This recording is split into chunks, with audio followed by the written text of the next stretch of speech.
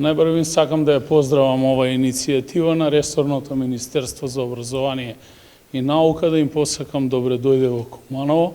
Денеска ќе разговараме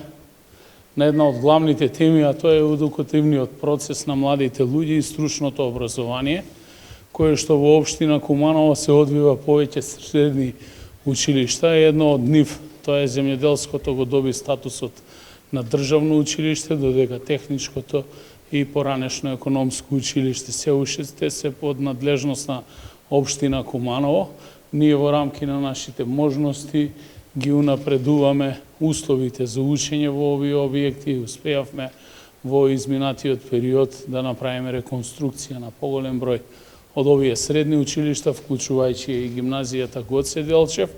и дополнително секако ќе постапуваме согласно програмите кои што доаѓаат од ресорното Министерство, имаат за цел да произведат стручни кадри кои што веднаш потоа би биле работно ангажирани во некои од капацитетите на територија на нашиот град. Како што знаете, во Подеме техничката струка имаме најавено, веќе имаме реализирано една инвестиција од страна на странска компанија Дрекслер-Мајер, дополнително до крајот на годината изградба уште еден таков капацитет со можност до следната година за вработување на околу дополнителни 2000 луѓе. За тие капацитети ќе треба да се произведе стручен кадар дополнително и онаа што значат најактуелните струки во делот на медицината и техничките науки, дополнително онаа што подразбира и занаетчиството, дел од струките кои што се изучуваат во средното економско училиште Перо Наков и апсолутно таму кај што е главната стратегија на државата, тоа е земјоделието, да ги следиме и тие трендови.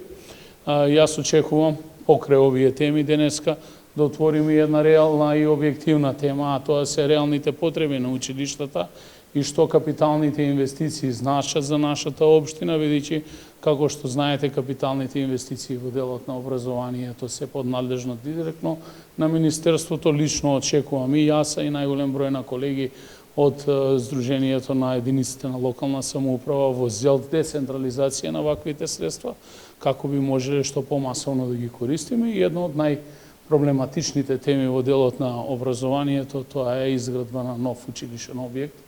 на гимназијата Сами Фрашери и паралелките на албански наставен јазик во техничкото училиште. Значи да разговараме и за програмата, унапредување на програмата, имплементација на програмата, но да разговараме и за реалните проблеми и ефектот на економската, тоест енергетската криза по однос на високите сметки кои што се реалност за одржување на процесот за образование, бидејќи се соочуваме со сериозни проблеми и доколку продолжи овој тренд, а не се покачат блок дотациите,